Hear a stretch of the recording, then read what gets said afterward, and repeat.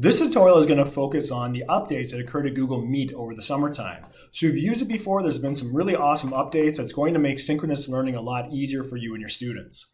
So let's get right into it. The first thing is, let me turn on my camera. Before you even join, there is now a blur background button right on your camera screen. So when I click on that, you're able to blur that background so whatever's behind you won't be the focus of what you're going into. So once you do that, I'm going to join the meeting. Now remember, students can't get in here unless you've started the meeting first. So ignore these two students that are in here because I set this up for the tutorial. So I'm going to hit join.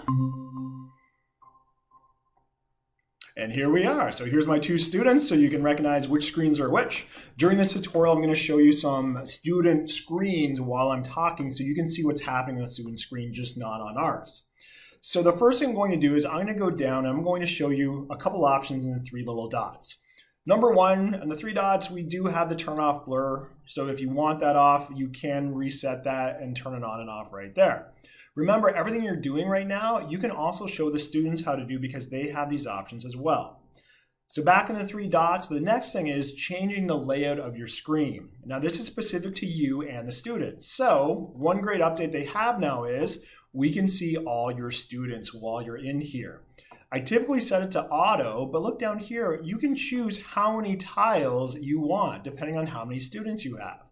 If you just go tiled, that will show all the students. The spotlight is when someone's talking, they show up on the screen. And the sidebar is whatever's on the main screen, you can still have all the students down the side. Remember, this only affects you.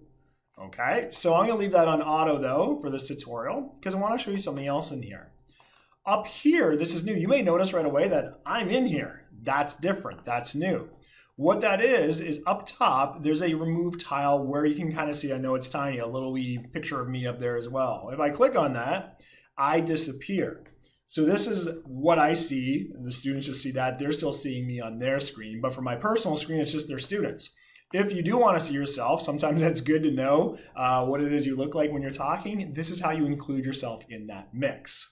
Okay, so that's the little tile button up here on the top. Finally, let me show you one update that literally happened 2 hours ago. So my first video I made has been updated already, but it's in this tutorial as you're watching it. So when you go to the three little dots, you now have the ability to open a Jamboard, which is a Google product that we have, right in through your Google Meet. So what I'm going to do is I'm going to click on the whiteboard. You have two options. Number one, you can choose from the drive. So that means if you have Jamboards that you've already created somewhere in your Google Drive, you can access those right through. Or you can start a new one. So if you spontaneously want a new whiteboard, you can do that. So I'm going to start a new one to show you what it looks like. But look at these features you get. So these are currently the two students that are in my Google Meet. The options I have right away, I'm sharing with these two people. I can have them view only, which means they can see what I'm doing. Or I can give them edit access right from here. That means if I want to do some collaboration on the whiteboard, I can. So I'm going to click, I want them to be able to edit. Or I can turn link sharing on, anyone with the link can view it. So I'm going to hit send. And here's what's going to happen. So from my point of view, it opens up a Jamboard. Okay, now remember, I'm not sharing this screen with students. This is just opening it up on my own view. So first thing I'm going to do is I'm going to go in here and I'm going to make a little drawing so you can see that this is me on here doing that. Let me show you what the student view looks like. So the student, when you send a Jamboard, will actually get it through the chat. So click on the chat, and then they're just going to simply click on that link, and that's going to open up their Jamboard and make a copy in their drive. So the student opened it. Let's go to that Jamboard now. So there it is, and this is still me here. But what I've done too is I've allowed the student to see it as well. So they can go in and they can start adding their own things right onto the Jamboard as I'm working as well. So this is how the collaboration goes. So this is the student saying what they're doing. And they have control where they can now move objects on my screen as well as I can as well. There you can see there's that other student in there. So when I write things, they see it. When they write things, I see it as well. And I can see what they're doing on the Jamboard. So that's right built in now to Google Meet. So you'll notice this Jamboard we're working on right now has a strange name. This is actually our meeting code. All you have to do is click on it once and name it whatever it is. and save it, and that'll change the name, and that will automatically save to your Jamboard folders. So let's go over, I'm gonna go check my meeting and go to Google Jamboard. So this is my actual home screen for Google Jamboard, and you can see I now have this guy in here right here that we were working on. So next, let me show you what presenting your screen looks like from a student point of view and a teacher point of view. So I'm just gonna turn my tile off. So when we go down to the bottom where it says present now, I'm going to click on that. I always choose entire screen because if you bounce around from window to window, that means your students won't see what you're doing. So click it, entire screen, choose what you want, and we're going to click share. Now, because of the way I have this set up, my students are being pushed down and it says I'm presenting. This is not what their screen is going to look like. So the minute I click over to what it is I'm going to share, let's click on this Jamboard. Their view is going to see the tiles of people. I might be included in that because how they've set it up, but there's also the Jamboard here or whatever else you're showing. So when I do stuff on the screen, they're going to see it and they're going to see their friends watching it as well. So that's important to know that when you're sharing that screen, they'll get a full size if it's on that auto. That's why I don't usually choose the tiles. When I'm done, I hit stop sharing and it goes right back to this format. So you as the teacher now have control over what's happening in your meetings, and it's down here on the lower left. It looks like a little shield and a lock. These are called host controls.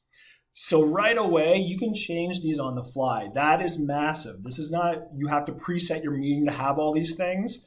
If you're chatting and all of a sudden don't want your students to have chat access, you can switch that right off.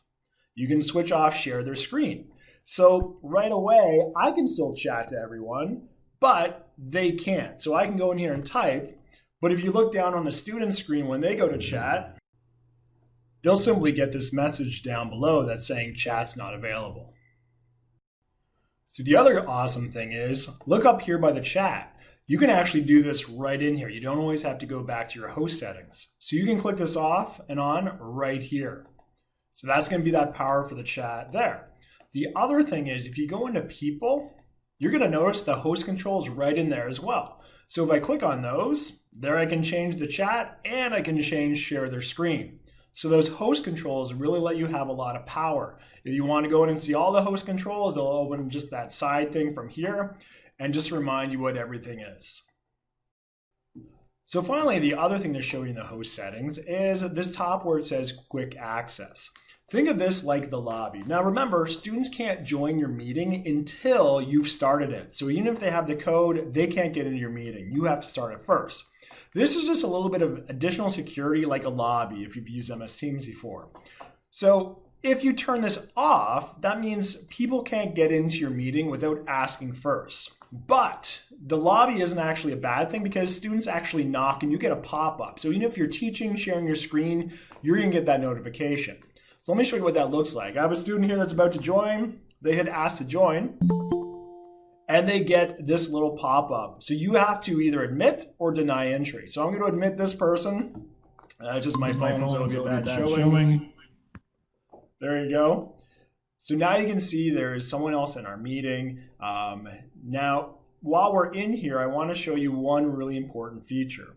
So in the old way of Google, when you finish your meeting, you must have everyone leave your meeting or else they'll still say joined in. So if I came in here and I just hit leave,